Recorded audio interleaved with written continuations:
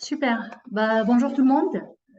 Aujourd'hui, ça sera une formation d'1 heure dans laquelle on va discuter deux choses qui sont un petit peu, moi je trouve, qui sont liées l'une à l'autre. On va avoir des astuces, mais d'une façon un petit peu rapide pour les tableaux croisés dynamiques, des choses qu'on ne connaît pas forcément. Et dans la deuxième partie, ça c'est Siham qui va discuter de ça, ou bien qui va parler de ça, c'est comment faire la gestion des bases de données qui sont un petit peu énormes, mais avec un outil qu'on appelle le Power Query. Je ne sais pas si vous connaissez ou non, mais ça sera l'occasion de connaître un petit peu l'outil. Donc là, je vous ai préparé une petite base de données. Elle n'est pas si énorme que ça. Regardez, mais j'en ai quand même une petite 260 enregistrements, ou bien 86 enregistrements. Bref, on va voir déjà la première des choses, et ça, c'est ce qui cause un problème pour tout le monde. Lorsqu'on a une base de données, le problème, lorsqu'on crée un tableau croisé dynamique par la suite, qu'est-ce qui se passe? C'est que le tableau croisé dynamique, il va prendre que la base de données que j'ai utilisée, sachant que dans la vraie vie, une base de données, ce n'est pas une base de données qui est statique.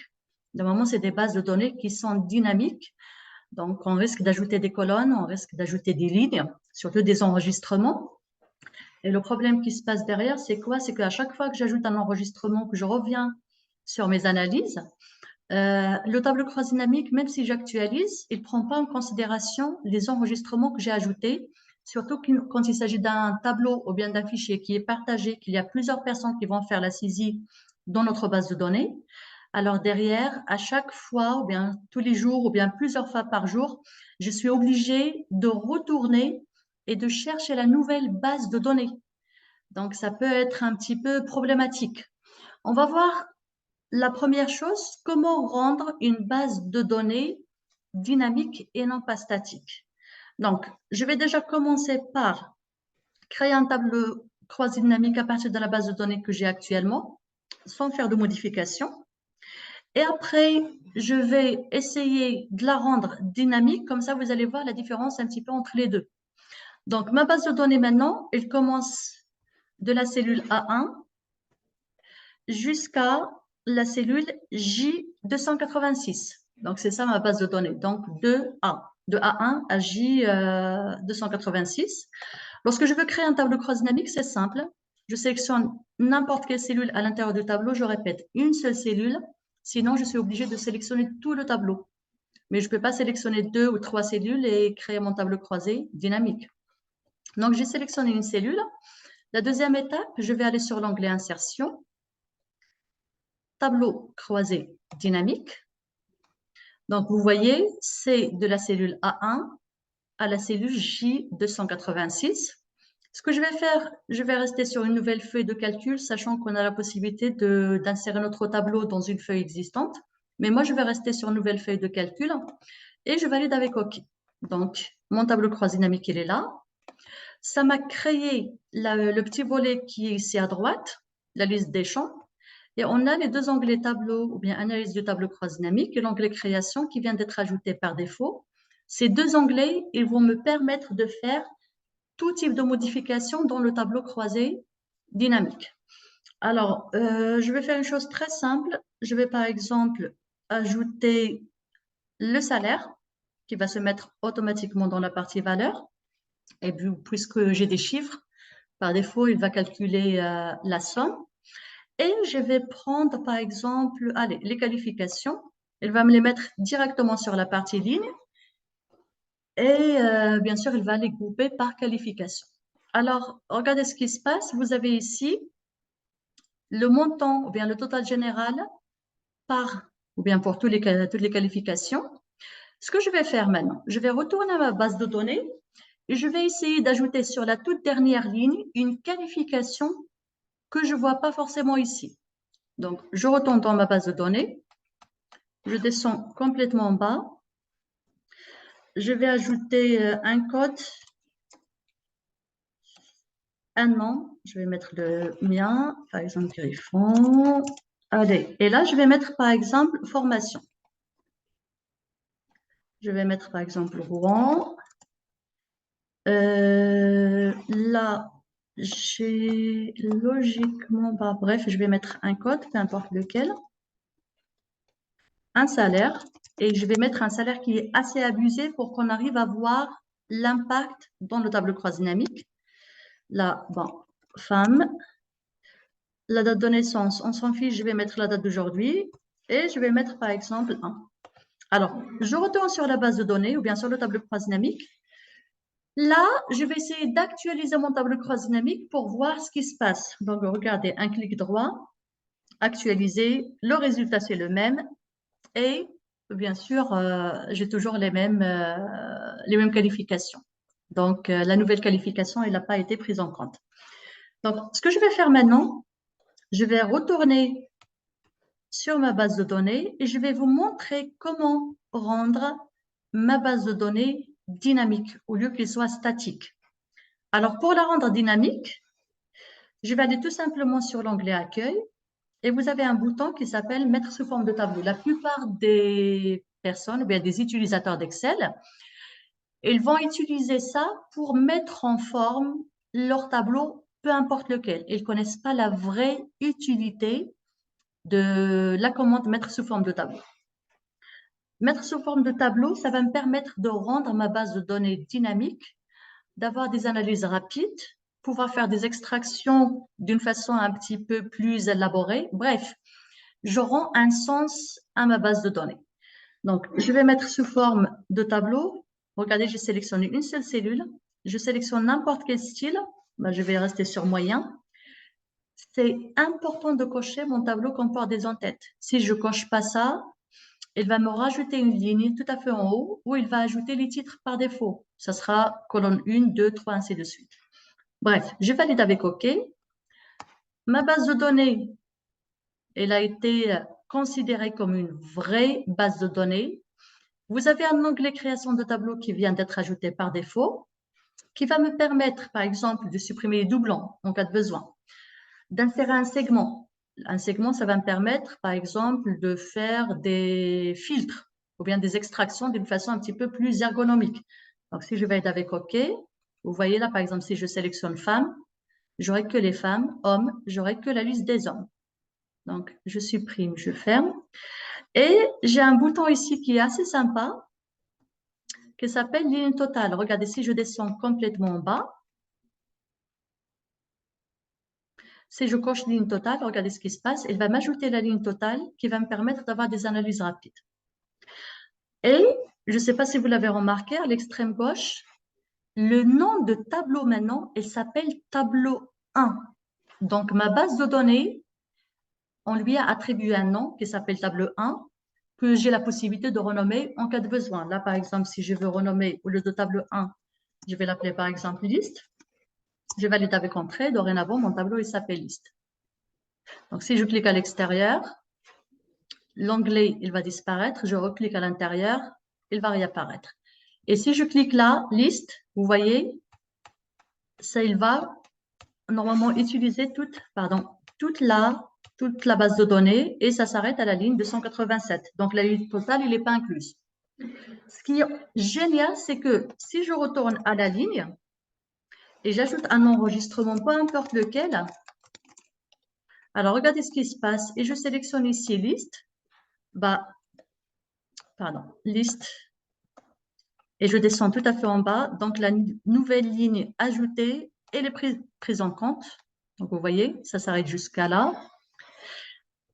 Le plus important pour moi, c'est pas ça, c'est pas vous montrer ça sert à quoi la création du tableau, c'est vous montrer l'utilité de cet outil lorsque je vais créer mes tableaux croisés dynamiques. Alors là, je vais retourner sur Insertion, tableau croisé dynamique. Donc, vous voyez, par défaut, il m'a pris liste. Il n'a pas pris le nom de tout à l'heure. Donc, déjà ça. Après, là, je vais rester sur nouvelle feuille de calcul. Je valide avec OK. Je vais faire la même chose. Je vais cocher qualification. Je vais cocher aussi salaire. Donc, les nouvelles qualifications que j'ai insérées sont prises en compte. Alors, ce qu'on va faire cette fois, je vais retourner tout à fait en bas et je vais rajouter un enregistrement. Et on va voir si j'actualise là. Bien sûr, je vais mettre un salaire. Si j'actualise, est-ce qu'il va prendre en considération la nouvelle ligne? Donc là, je vais mettre test partout. Et je vais mettre un chiffre.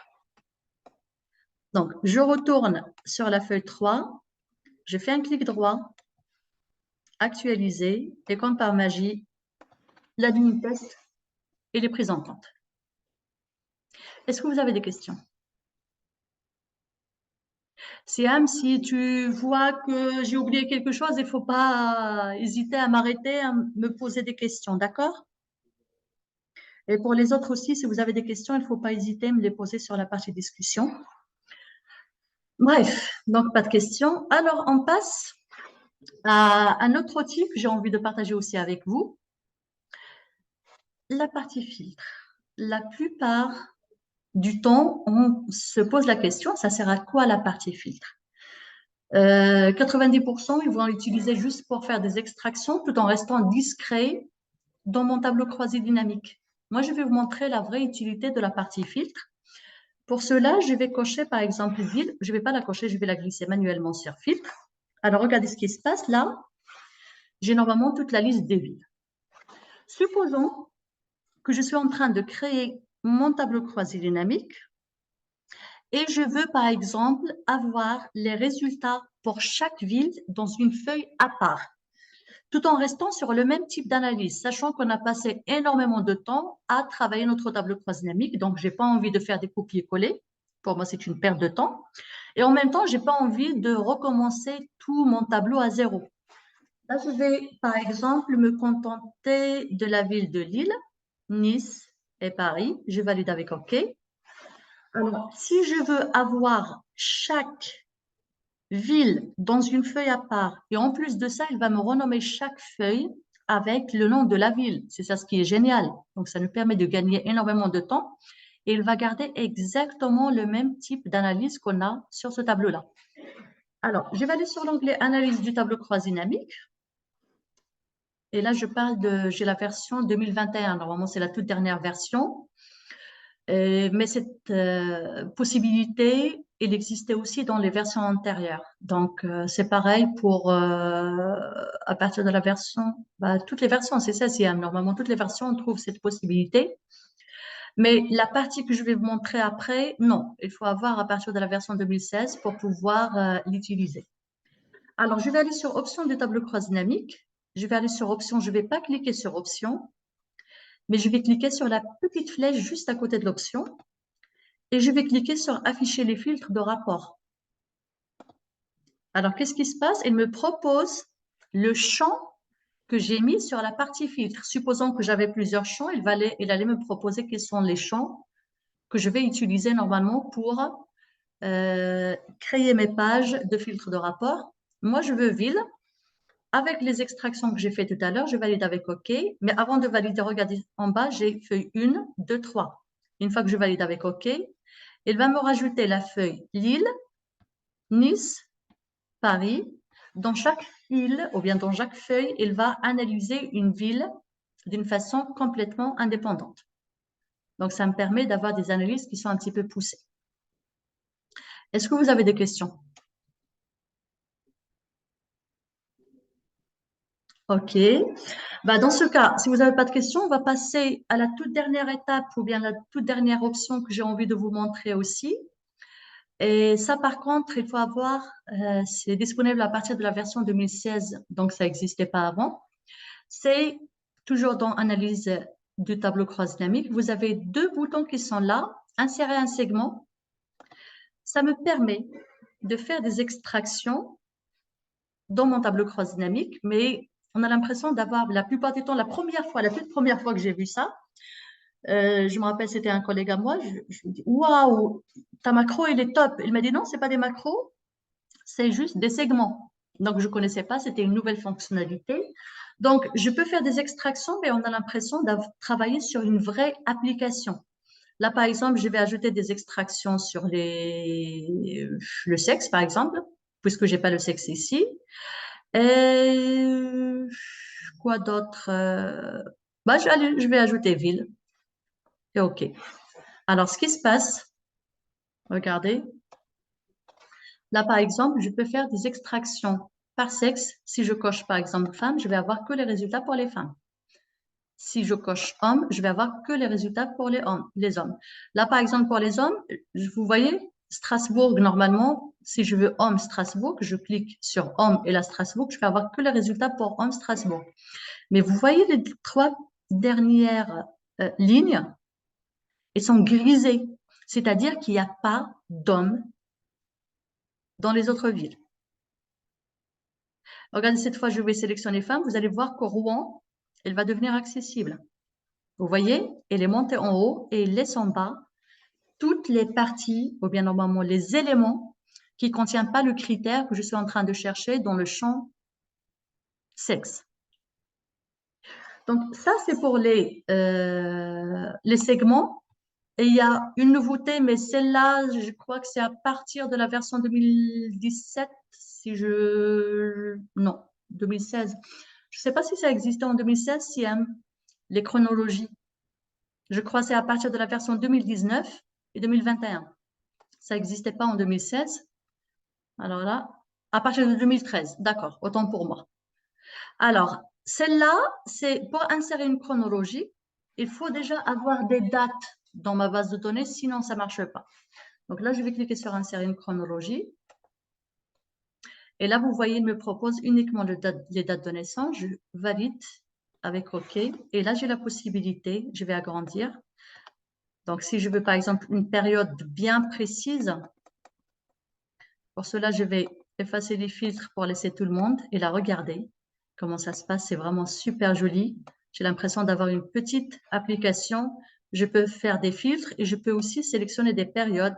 Et là, il va m'afficher, bien sûr, la période que j'ai choisie. Apparemment, il n'y a personne. Je vais essayer d'aller un petit peu plus loin. Ah oui, c'est 2021, c'est normal. Là, je vais aller beaucoup plus loin. Je vais choisir, par exemple, la période là. Elle va me donner que les personnes qui sont nées, par exemple, dans la période que j'ai sélectionnée. Seul bémol, c'est que je ne peux pas, pour la partie chronologie, je n'ai pas la possibilité de sélectionner des plages ou bien des dates qui ne sont pas adjacentes. Je ne peux pas choisir, par exemple, une période en 48 et une période, par exemple, en 2016. Ce n'est pas possible. Il faut que la période choisie soit continue. Et ça, on l'utilise beaucoup plus quand on a, par exemple, des résultats pour une année et je veux choisir une période, par exemple, un trimestre, un mois ou, je ne sais pas, un semestre, mais une période qui est vraiment continue. Sinon, ce n'est pas la peine d'utiliser une chronologie. Donc là, ça, c'est des astuces. Entre autres, on a énormément d'autres astuces sur les tableaux croix dynamiques, mais malheureusement, on n'aura pas le temps de tout voir. Là, je vais arrêter pour les tableaux croix dynamiques. Si vous avez des questions, il faut les poser maintenant. Sinon, je vais laisser la main à Siam. Il va passer à la deuxième partie de la formation.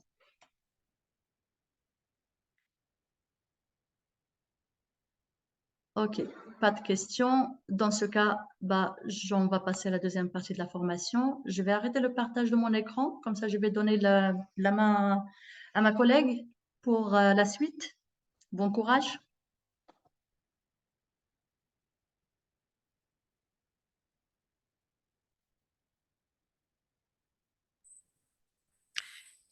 Oui, bonsoir. Alors, tout d'abord, je vais juste poser une petite question. Je ne sais pas si Farage il m'entend, si vous êtes là. Donc, vous pouvez juste nous envoyer un petit oui avant de commencer. Est-ce que vous m'entendez, Farage? Oui, bah super, très bien.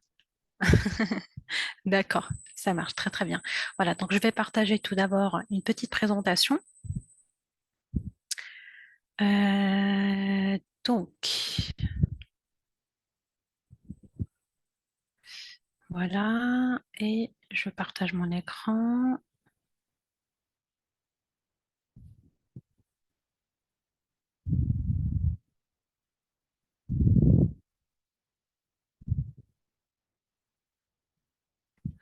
Voilà, donc c'est bon, Mala? Pour toi, je ne sais pas si tu vois mon écran. Oui, c'est bon pour moi. Parfait. D'accord, super, très bien. Alors tout d'abord, je vais commencer par une petite présentation sur Power Query. Donc, qu'est-ce que Power Query ou l'éditeur Power Query? Donc, Power Query, c'est un outil ETL d'accord, donc qui nous permet ou c'est un outil ETL créé par Microsoft. Donc, si on essaie de décortiquer un petit peu le mot ETL, donc ETL, ça veut dire extract, donc ça nous permet de faire des extractions à partir de plusieurs sources, hein, donc que ce soit Excel, Access, à partir d'un fichier PDF, à partir d'un fichier texte, d'un dossier, etc. Bon, généralement, il y a plus de 300 sources pour faire des extractions de bases de données. Donc, TC Transform ou transformer, ça vous permet de faire des transformations sur la base de données, supprimer les données qui ne nous intéressent pas, changer les formats et faire plein de petites modifications. Et je vais vous montrer bien sûr quelques exemples par la suite sur l'exercice. Et la dernière lettre, c'est L, ça veut dire load. Donc, load, ça veut dire charger. Donc, après avoir extraire, transformer, je vais charger dans ce cas-là donc les données donc dans un ou plusieurs systèmes cibles. Donc on le trouve aussi Power Query dans des logiciels tels que Excel, Power BI, Analysis Service, Dataverse, Power Apps, Azure Data Factory, etc. Donc le langage utilisé dans Power Query. Donc, puisque aujourd'hui on va parler de Power Query lié à Excel, d'accord? Donc, on va faire un petit peu où on va donc comparer les deux langages utilisés sur Excel et le langage M de Power Query. Dans Excel, généralement, on va parler de la VBA, Visual Basic for Application. Donc, c'est un langage de programmation pour automatiser les tâches répétitives et fastidieuses. Donc, il est beaucoup utilisé dans le traitement de données et dans la création d'outils de gestion. Et donc, généralement, la VBA, on peut la créer avec deux méthodes. Soit on utilise l'enregistrement automatique, c'est-à-dire que j'enregistre, comment dirais-je, des étapes ou des actions qui existent déjà dans Excel et par la suite les exécuter. D'accord? Ou parfois on a besoin quand même d'intervenir dans le code pour faire des petites modifications ou carrément passer à la création du code manuellement et c'est là où on trouve généralement la difficulté avec la VBA sur Excel. Par contre, avec Power Query qui utilise le langage M, donc c'est un langage prédéfini. Donc à chaque fois que j'applique une action, j'ai déjà un langage qui est généré derrière, donc il n'y a rien à faire manuellement. Bon, parfois on peut faire des petites transformations, mais pas aussi complexes. Déjà, quand on parle du langage M dans Power Query ou ce qu'on appelle le langage mashup, donc d'où la lettre M, donc en parlant un petit peu du terme mashup, donc c'est un terme anglais qui vient du verbe to mash et qui n'est pas réellement ou qui n'a pas d'équivalence en français, donc il signifie généralement réduire en purée, mélanger ou mixer. C'est-à-dire que le langage M, il est conçu pour créer des requêtes qui mélangent des données. Alors, grosso modo, Power Query, c'est un complément d'Excel qui utilise le langage M et qui facilite la connexion à plusieurs sources de données, puis automatiser le traitement sans forcément mettre la main dans le code. Alors, en ce qui concerne les objectifs, d'accord? Donc, je vais vous montrer tout d'abord comment créer un tableau croisé dynamique en utilisant l'assistant du tableau croisé, donc pour créer un TCD à partir de plusieurs feuilles. Ensuite, on passe directement à Power Query pour voir comment bien sûr extraire des données, transformer et combiner plusieurs listes à l'aide voilà, de Power Query. Donc, modifier, documenter les étapes appliquées dans Power Query, comment dépivoter les colonnes, changer ou charger plutôt la connexion dans Excel, et ensuite comment charger la requête sous forme de tableau ou bien sous forme de tableau croisé dynamique, et aussi comment actualiser les requêtes dans Power Query. Voilà, donc je vais arrêter. J'espère que ça a été clair jusqu'à maintenant. Donc, je passe directement à mon exercice que je l'ouvre. Le voilà. C'est bon, mon écran, il est toujours partagé, je suppose. Donc, dans l'exercice qu'on a ici, bon, je ne vais pas quand même utiliser des bases de données énormes parce que c'est juste pour vous montrer surtout tout ce qu'on peut faire ou les petites choses qu'on peut faire avec Power Query et qui sont bien sûr dans Excel des choses extraordinaires. Donc ici, j'ai trois bases de données qui représentent donc les produits par ville. D'accord? Donc, sur la première feuille du mois de janvier, j'ai ici la date, le produit, la quantité et la ville. Bon, vous allez remarquer ici que j'ai la ville Lyon une seule fois et pour le reste, c'est vide parce que ce sont tous des données qui appartiennent à la ville Lyon. Mais je vais vous montrer par la suite comment régler tout ça ou comment le remplir avec Power Query. Donc, j'ai la même chose avec février, sauf que là, j'ai deux villes avec les cellules qui ne sont pas encore remplies et aussi le mois de mars. Alors, comment je vais faire pour transformer les données dans Power Query? Tout simplement, je me positionne dans n'importe quelle cellule à l'intérieur du premier tableau et on va passer par l'onglet Données. Donc ici, sur le groupe récupérer et transformer les données, j'ai obtenir les données. Et donc à partir de là, j'ai la possibilité de choisir à partir de quelle source je vais faire l'extraction, soit à partir d'un classeur Excel, d'un fichier texte, un fichier XML, etc., fichier PDF, à partir d'un dossier. Et bien sûr, il y a plein d'autres sources. D'accord? Sinon, j'ai ici des petits raccourcis. Donc, de ma part, puisque je vais faire l'extraction à partir d'un tableau existant, d'accord? Donc, je vais choisir à partir de tableau ou une plage.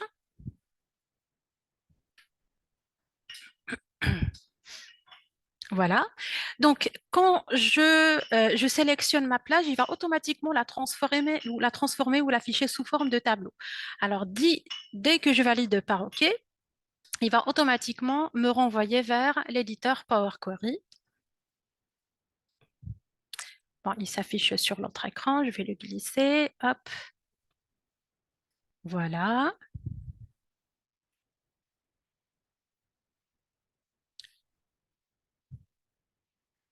Bon, c'est un petit peu long, le temps que ça charge. Allez. Voilà. Très bien. Bon, l'affichage, on a presque le même affichage qu'Excel, c'est-à-dire les différents onglets qui s'affichent. Et à l'intérieur de chaque onglet, on a le ruban avec les groupes, le groupe requête, gérer les colonnes, etc. Donc, à gauche, j'ai ici la liste des requêtes ou la liste des tables, d'accord, que j'ai exportée à partir d'une source. J'ai ici ma table et tout à droite, donc c'est une partie qui est très très importante. C'est là où je peux tout d'abord renommer. Donc c'est un réflexe qu'il faut tout le temps avoir au début quand on fait l'exportation. Je dois changer toujours le nom. Donc il faut utiliser des noms qui me permettent de me retrouver facilement par la suite. Alors pour l'instant, c'est un tableau janvier. Donc, je vais le renommer par janvier. Voilà. Et ici, j'ai les étapes appliquées. Donc, l'avantage de Power Query, c'est que chaque étape ou chaque modification appliquée sur ma requête, j'aurai automatiquement ici une liste avec toutes les étapes. Donc, la première étape, c'est l'étape source. D'accord? Et là, je vais remarquer qu'il va régénérer ou qu'il va générer automatiquement le code. Donc là, il m'affiche comme quoi c'est une base de données, d'accord, qui s'appelle tableau 1, d'accord? Donc c'est la source, on va dire. Et ensuite, le type modifié. Donc, le type modifié, c'est que il va détecter le typologie de données à l'intérieur de chaque colonne. Donc, comme quoi la colonne date, ce sont des dates, produit, c'est du texte, la quantité, c'est des valeurs, la ville, c'est du texte. Et on va remarquer aussi dans le code, donc si je clique sur la petite flèche pour tout afficher, donc il m'affiche Table Transform Columns Type et il m'affiche la source. D'accord. La colonne date, comme quoi il est transformé en date. La colonne produit, il est transformé en texte. La colonne quantité transformée en nombre, etc. D'accord. Alors, par la suite, j'ai la possibilité toujours, bien sûr, de faire des transformations parce que quand on fait de l'exportation, les données, ils ne vont pas s'afficher tout le temps au bon format. D'accord? Parfois, les dates qui ne sont pas affichées en bon format, les valeurs qui ne sont pas affichées en bon format, on aura besoin de séparer les données, de regrouper les données. Donc, tout ça, ce sont des choses qu'on peut bien sûr rectifier dans Power Query. Comme l'exemple ici, j'ai sur la colonne date, d'accord? Il m'affiche la petite icône comme quoi j'ai la date plus l'heure. D'accord? Pour une raison X, pardon, j'aurais besoin donc d'afficher uniquement la date sans l'heure. Alors, pour transformer le format ou pour changer le format, je peux tout simplement cliquer sur la petite icône ici. à côté et je choisis le format que je veux. Donc, je vais cliquer sur date, tout court. Alors, la fenêtre qui s'ouvre, il va me proposer ou me demander soit de remplacer l'actuel ou ajouter une nouvelle étape. Donc, remplacer l'actuel, c'est-à-dire il va remplacer ou il va modifier le format de la colonne en question, c'est-à-dire la colonne date. Ajouter une nouvelle étape, donc, il va garder cette colonne, d'accord? Il va rajouter une nouvelle étape ici. Donc, au lieu de changer la deuxième étape type modifier, il va rajouter une nouvelle. Alors, si je clique sur ajouter une nouvelle étape, hop, voilà, donc il me rajoute type modifié 1. Et si je clique sur l'étape d'avant, je vais me retrouver avec le format qui était affiché juste avant. D'accord? Donc, pour moi, je n'ai pas besoin de rajouter une nouvelle étape puisque je veux transformer définitivement le format de cette colonne. Donc, j'ai la possibilité de supprimer celle-là. Je reviens ici et je clique à nouveau sur date et je veux remplacer l'actuel. D'accord? Sinon, par rapport à la colonne ville, donc ici, j'ai Lyon. D'accord? Et sur les autres cellules, j'ai des cellules avec nul parce que ce sont des cellules vides. Donc, comment je vais faire pour remplir ou pour afficher Lyon sur l'ensemble de mes cellules? Donc, je sélectionne la colonne que je souhaite modifier. Je vais passer par l'onglet Transformer. Et sur le groupe n'importe quelle colonne, j'ai Remplir et je vais remplir vers le bas. Et comme ça va remplir l'ensemble. Alors maintenant, ce que je vais faire, je vais charger ma requête directement dans Excel, d'accord? Mais je vais charger uniquement la connexion, c'est-à-dire que je ne veux pas afficher directement dans Excel le résultat final de ma requête. Donc, je vais passer par accueil, fermer et charger. Et là, vous avez deux choses, soit fermer et charger. Donc, je ferme et il charge. Donc, comme ça, il va créer une nouvelle feuille directement dans Excel avec la base de données transformée. Ou bien j'ai fermé et chargé dans. Et donc là, il me renvoie vers Excel. Et à partir de là, je peux choisir est-ce que je le charge sous forme de tableau, d'accord? Je le charge comme tableau croisé dynamique, comme graphique, ou bien créer uniquement la connexion. Donc, de mon côté, pour l'instant, je vais créer uniquement la connexion et je valide. Voilà, donc automatiquement, il m'affiche ici la fenêtre avec la liste de mes requêtes. Donc pour l'instant, j'ai la première requête janvier. Et regardez, dès que je pointe la souris, automatiquement, j'ai une vision directe sur ma base de données et comment il était transformé dans Power Query. D'accord? Donc maintenant, je vais passer au mois de février et je vais faire la même chose. Donc je me positionne n'importe où. Je retourne sur Données. Je passe toujours par ma table. Je valide.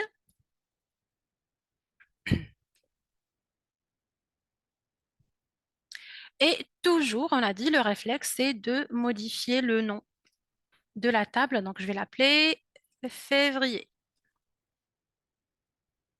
Je valide par entrée. J'ai toujours ici mes étapes. Alors, parmi les transformations qu'on peut faire, donc tout à l'heure, je vous ai montré comment changer le format de la colonne date. Donc, si je veux maintenant extraire à partir de cette colonne date, par exemple, que l'année, ou bien que le mois, ou bien que le jour.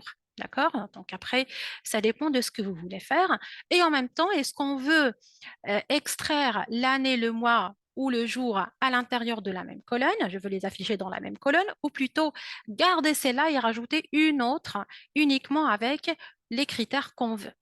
Donc, si je veux modifier uniquement celle-là, donc je clique à l'intérieur de la colonne et je vais passer tout le temps par transformer.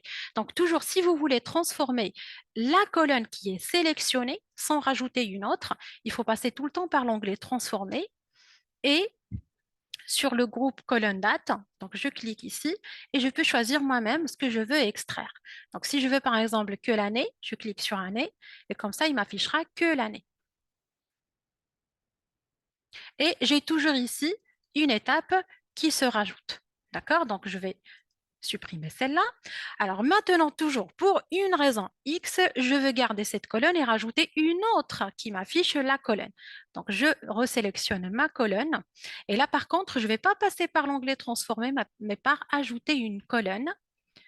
Je reviens vers date, année, et encore année. Et regardez là, il va me rajouter une autre colonne à la fin uniquement avec l'année. Voilà, donc c'est parmi les petites choses qu'on peut faire sur Power Query. Donc là, je vais transformer comme tout à l'heure le mois de janvier. Je vais afficher uniquement le format en date, remplacer l'actuel. Et là, pour la ville, la même chose, je sélectionne, je passe par transformer et je vais remplir vers le bas. Et là, regardez, il va automatiquement, ou ce qu'on appelle l'intelligence artificielle de Power Query, il détecte donc les deux critères liant et Nice, et il va remplir les autres cellules par rapport à ce critère-là. Donc, la même chose, je vais charger uniquement la connexion. Donc, charger ou ne créer que la connexion, je valide. Et on fera la même chose avec le mois de mars. Je reviens. Donc, toujours à partir de tableau ou d'une plage. OK. Donc, je continue ma transformation. Donc, celui-là, janvier, février. Et maintenant, c'est le mois de mars. J'ai tout. Voilà, très bien. Donc, je change toujours le format date. Remplacer l'actuel. Et là, je vais remplir à nouveau vers le bas, toujours sur l'onglet transformer, remplir vers le bas. Voilà, donc comme ça, j'ai mes 3 tables qui sont bien transformées. Et l'avantage, c'est qu'il garde vraiment l'ensemble des requêtes. Vous avez la possibilité d'aller d'une requête à une autre, faire des transformations, changer les étapes. Bon, pour les étapes, on peut toujours les modifier, etc., changer le nom. Voilà, donc c'est vraiment très, très dynamique. Donc maintenant, je reviens vers accueil. Donc fermer et charger dans. Et je vais charger que la connexion. Voilà, comme ça, j'ai mes 3 requêtes ici. Alors maintenant, l'objectif, c'est de combiner les 3 requêtes, d'accord, en une seule pour que je puisse derrière créer un tableau croisé dynamique, d'accord? Parce que si je crée un tableau croisé dynamique avec l'assistant, donc si nous rajoutons à la fin, je vais vous montrer un petit exemple. Quand on passe par l'assistant, ça vous permet de créer une synthèse de plusieurs tableaux, mais il ne faut pas que ce soit des tableaux sous format liste, c'est-à-dire des données comme ça en colonne avec du texte, etc. Il vous faut juste des tableaux simples, mais qui contiennent uniquement des valeurs. Pas comme l'exemple de notre exercice. Alors maintenant, je vais aller sur la feuille données combinées. Donc, pour que je puisse combiner les 3 tables, il y a plusieurs chemins. Donc, le premier chemin, c'est en passant par données. Et quand je passe par obtenir des données, j'ai combiné des requêtes, j'ai ici fusionné et ajouté. D'accord? Donc, il y a une différence entre les deux. Donc, moi, je ne veux pas fusionner, mais je vais juste ajouter. C'est-à-dire, j'ajoute le tableau janvier avec le tableau février, avec le tableau mars. C'est-à-dire, il va m'afficher ou me rajouter les lignes l'une en dessous de l'autre. Donc, soit on passe par ajouter, ou bien le deuxième chemin, donc je pointe toujours ma souris sur l'une de mes 3 requêtes, d'accord? Et je vais ici passer par modifier. Alors, dès que je clique sur modifier, il me renvoie vers Power Query, d'accord? Et puis, je peux bien sûr sélectionner n'importe quelle requête, ça n'a pas d'importance. Et puis, je reviens vers accueil et sur le groupe combiné, j'ai ici fusionner les requêtes ou bien ajouter des requêtes. Donc, de mon côté, je vais ajouter des requêtes, mais je ne vais pas cliquer directement, je vais passer par la petite flèche. C'est très important parce que c'est là où je vais choisir soit d'ajouter des requêtes ou d'ajouter des requêtes comme étant nouvelles. Alors, la différence entre les deux, c'est que quand je passe par ajouter des requêtes, il prendra en compte la requête qui est déjà sélectionnée puisque je me suis positionnée sur janvier et à l'intérieur de cette requête, il va rajouter février et puis mars. Et moi, je ne veux pas ça, je ne veux pas toucher à mes 3 requêtes, je veux rajouter une nouvelle sur laquelle je vais combiner mes 3 tables. D'accord? Donc, je vais passer par ajouter les requêtes comme étant nouvelles. Voilà, et là, il me propose soit de combiner 2 tables ou bien au moins 3 tables. Mais là, je n'ai pas que 2 tables, j'ai plus. Donc là, je vais cocher au moins 3 tables. D'accord? Donc, il rajoute directement le tableau janvier parce que c'est le tableau sur lequel je me suis positionnée au début. Et là, je clique ensuite sur février, j'ajoute. Sur Mars, j'ajoute. Vous avez même la possibilité après de changer l'ordre en passant par les petites flèches ici. D'accord? Je peux remonter vers le haut, puis vers le bas.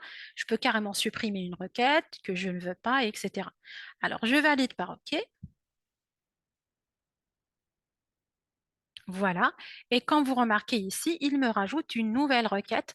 Et c'est là, je vais toujours la renommer comme, on va dire, table combinée.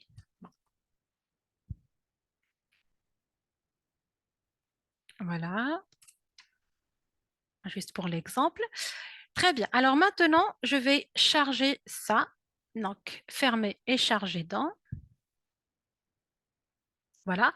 Et à partir de là, je choisis toujours. D'accord? Pour l'instant, je vais par exemple charger sous forme de tableau, mais je veux la charger dans une feuille existante, puisque là, je suis déjà dans la feuille données combinée, d'accord? Et je choisis ma cellule. Donc, lui, il a déjà détecté la cellule de départ 1.1. Je peux après changer, sélectionner celle-là ou celle-là, n'importe laquelle. Ou bien, je peux carrément l'insérer sur une nouvelle feuille de calcul au cas où je n'ai pas de feuille existante. Donc, je valide.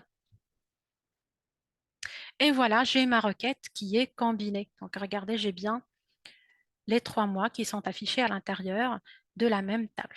Alors, ce qui est vraiment pratique avec Power Query, c'est que tout est lié. D'accord? Donc, si je reviens par exemple vers le mois de janvier, et je vais rajouter ici, je ne sais pas, je vais rajouter comme ça, et je vais changer l'année, au lieu de 2022, je vais mettre par exemple 2023. D'accord? Je vais mettre Coca, par exemple. Voilà, avec une valeur X, n'importe laquelle. Madame, je me Voilà. permets de t'arrêter, c'est ce qu'on a vu tout à l'heure, mettre sous forme de tableau. Donc, c'est, je ne sais pas Ça se fait si... automatiquement. Ça se fait Exactement. automatiquement. Et du coup, Voilà, c'est ce qui fait en sorte que la base de données elle devient dynamique. Et du coup, chaque exactement. enregistrement, chaque colonne aux lignes ajoutées sera prise en compte directement sur les requêtes que tu viens de créer. Donc, je voulais juste Et ouvrir cette petite parenthèse. exactement. Mais là, ce qui est pratique avec Power Query, pas seulement dans Excel, donc là, on parle de en général, à chaque fois que vous faites une exportation, d'accord, il l'actualise automatiquement. Quand on Voilà. change les données dans le dossier, dans le fichier Access, dans n'importe quelle source, il va automatiquement l'actualiser. D'accord? Voilà, donc si je reviens ici vers données combinées, donc ce n'est pas la peine de revenir vers Power Query, d'actualiser, etc. Donc j'ai ici la liste de mes requêtes et sur table combinée, il suffit de cliquer ici sur l'icône actualiser. D'accord? Et là, je remarque qu'il rajoute bien l'année 2023. D'accord? Voilà, quand je passe ici pour filtrer, donc j'ai bien 2023. Voilà. Et donc, à partir de là, derrière, je vais créer mon tableau croisé dynamique en passant, comme tout à l'heure, par insertion, tableau croisé dynamique. Voilà, je peux par exemple l'afficher ici à côté. Hop, je valide. Et je commence à rajouter les informations. Par exemple, si je veux afficher, je ne sais pas, la somme de la quantité par produit, voilà, et par la suite filtrer les résultats par ville, etc. Alors, est-ce que c'est bien clair jusqu'à maintenant? Oui, Siam, c'était trop bien en fait. Là, ce qu'on a essayé de faire aujourd'hui, c'est de voir les problématiques ou bien ce qui peut nous apporter un tableau de croix dynamique, des astuces qu'on ne connaît pas forcément. Mhm, Mais c'est surtout la gestion des bases de données, en fait, quand on a plusieurs bases de données qu'on veut combiner, qu'on veut travailler, on veut faire la gestion des bases de données, comment on mhm, peut passer par un outil qui est assez puissant, qui nous permet de réaliser ça avec une facilité qui, bah, je ne vais pas dire une facilité, c'est pas si facile que ça, parce qu'il y a énormément de possibilités de travail, mais au moins, ça nous facilite la tâche. Donc, c'est un outil, quand on travaille sur les bases de données, à mhm. connaître absolument. Pour moi, c'est l'incontournable en quelque sorte. Ah, exactement, Alors, exactement. Farage, C'est est-ce que vous avez des questions?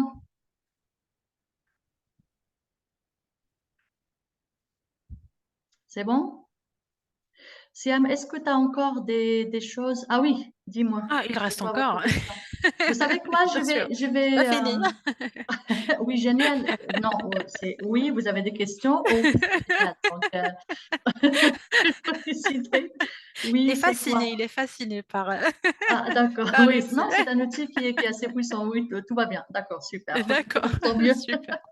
Siam, est-ce que tu as encore un point que tu veux éclaircir avant de... Parce que là, on arrive en quelque sorte à la fin de l'heure. Bon, il reste encore un point, bien sûr, qu'on va aborder. D'accord? D'accord, ok. Bah, Voilà. je te laisse finir. Très bien, parfait. Donc là, je vais aussi montrer un autre outil qui est vraiment très performant dans Power Query, c'est comment dépivoter les colonnes. Donc, chose qui n'est pas facile à faire quand même dans Excel. D'accord? Il faut utiliser des fonctions un peu complexes pour arriver à ce résultat. Donc ici, j'ai des résultats ou des ventes par personne. Et ici, j'ai des ventes par date. Alors, l'objectif, c'est de créer une table, d'accord, qui m'affiche la liste des noms et une deuxième colonne qui m'affiche les mois, d'accord, et une autre colonne avec les ventes, d'accord. Donc, comment je vais faire pour transformer ça ou de l'afficher ou de le créer dans Power Query? Donc, comme tout à l'heure, je me mets n'importe où.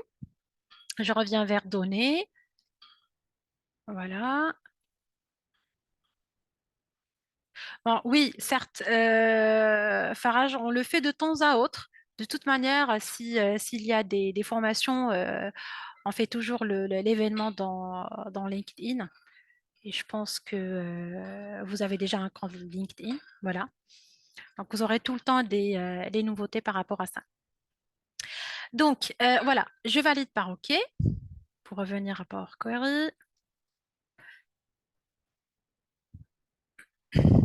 Très bien. Et donc, qu'est-ce qu'on a dit? On veut garder la colonne des noms comme colonne de base et on veut dépivoter les autres colonnes. Donc, la colonne que je ne veux pas toucher, je vais la sélectionner. Et ensuite, je vais passer par transformer. Et sur le groupe n'importe quelle colonne, j'ai l'option ici dépivoter les colonnes. Alors là, j'ai trois options. J'ai dépivoter les colonnes, dépivoter les autres colonnes et dépivoter uniquement les colonnes sélectionnées. D'accord? Donc, de mon côté, je vais dépivoter les autres colonnes parce que la colonne que je ne veux pas pivoter, donc je l'ai sélectionnée et je veux dépivoter les autres. Donc, quand je clique, donc regardez, hop, il m'a automatiquement dépivoté, il m'a affiché le mois, d'accord, et les ventes pour chaque personne. Donc ça, je trouve que c'est vraiment hyper pratique et j'ai toujours ici le code avec la transformation qui est faite. D'accord? Bon, après avoir dépivoté les colonnes, je dois modifier les titres. Donc pour celle-là, je vais l'appeler commerciaux.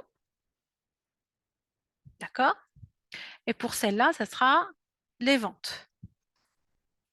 Bon, tout à l'heure, je vous ai expliqué comme quoi, à chaque fois, chaque modification faite, d'accord, il va automatiquement rajouter une étape.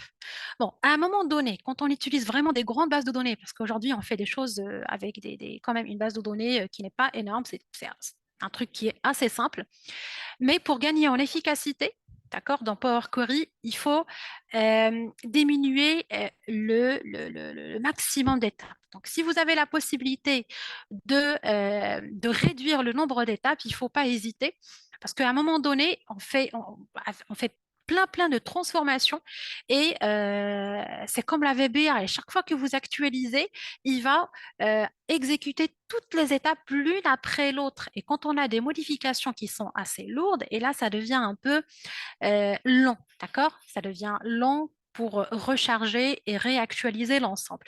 Donc, je vais vous montrer comment on peut faire pour optimiser les étapes dans Power Query. Comme l'exemple ici, je viens de changer les titres. Bon, il m'a rajouté une étape, mais moi, je ne veux pas rajouter une étape. Je veux qu'il me change les titres sans rajouter une étape. Donc, colonne renommée, je vais supprimer cette étape. Et là, je vais vous montrer comment rajouter une étape sur une autre. Donc, l'étape qui était faite juste avant, c'était les dépivotages, on va dire des colonnes. Et derrière, donc, il crée toujours le code. Donc, table, in pivot other columns. Donc, le type modifié. il y a la colonne des noms et j'ai aussi la colonne attribut, la colonne valeur. Donc, tout simplement, je vais changer ici les titres de mes colonnes que je vais appeler, on a dit commerciaux, et l'autre, je vais l'appeler vente. Et je valide. Voilà, donc regardez, automatiquement, il a changé le titre de chaque colonne sans rajouter une nouvelle étape. D'accord? Ça aussi, c'est hyper pratique. Bah voilà, donc j'ai fait les transformations. Bon, il faut absolument changer les titres. Donc celle-là, on va dire vente par commercial.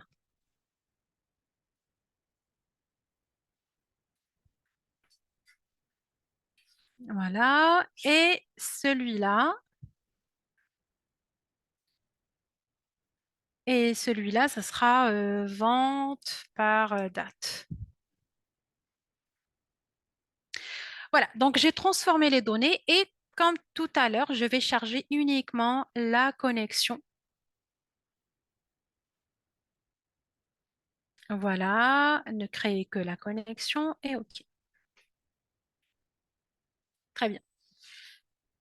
Donc voilà, j'ai ici toujours un affichage, d'accord, de mes deux tables, celui-là et celui-là.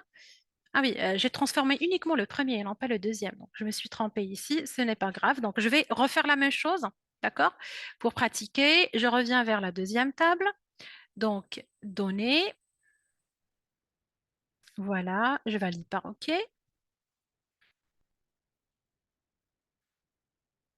Celle-là, c'est la requête combinée et non pas vente par commercial. Donc, combinée. Voilà. Et la table 6, je vais toujours garder que la date, uniquement la date. Bon, déjà, je vais changer ici le type de format, remplacer l'actuel. Voilà. Je sélectionne ma date et pour dépivoter les autres colonnes, je reviens vers transformer, dépivoter les colonnes et je vais dépivoter les autres colonnes. Et voilà.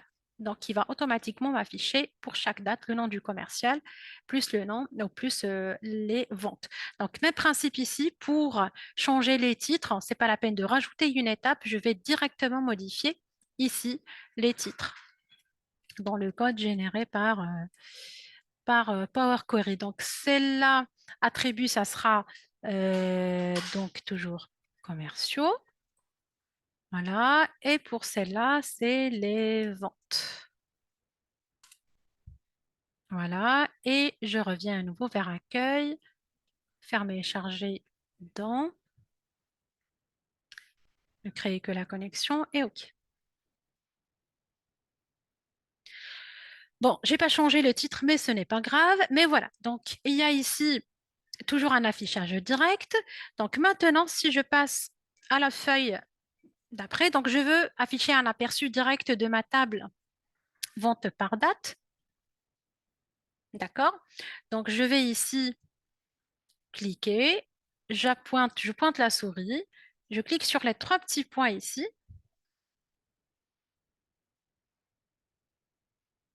Excusez-moi, donc annuler.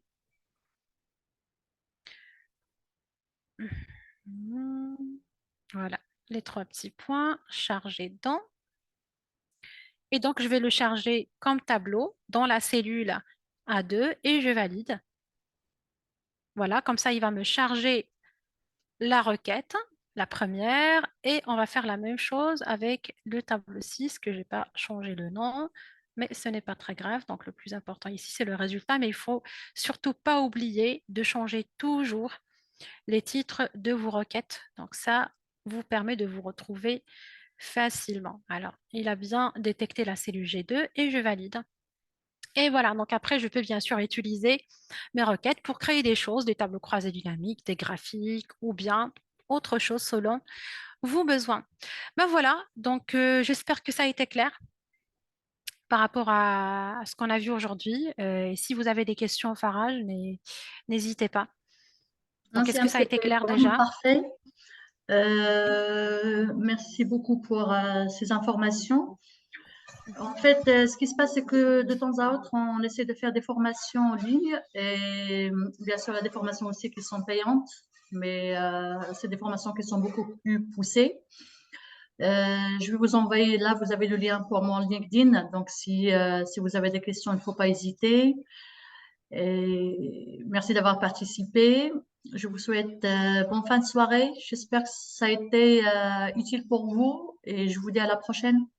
Voilà, et Farage, voilà donc mon code QR si vous voulez accéder directement à mon compte LinkedIn et vous connecter là-dessus. Voilà, le tour est joué. Parfait. Ben, je vous souhaite bonne soirée, bon courage Voilà, et à bonne bientôt. soirée et voilà, Merci à à vous. bientôt, à Merci bientôt. Siam pour la participation. Merci à toi, Mara. Je vais Voilà. aussi publier la formation sur YouTube. Vous pouvez me contacter sur LinkedIn, comme ça je vous envoie le lien dans notre chaîne YouTube, comme ça vous pouvez assister. Il y a pas mal d'astuces qu'on met en ligne à chaque fois, donc ça va vous permettre d'avoir accès à toutes les formations qu'on met en ligne. Bonne soirée, au Super, revoir. bonne soirée tout le Merci, au monde. revoir. Allez, au revoir, à bientôt.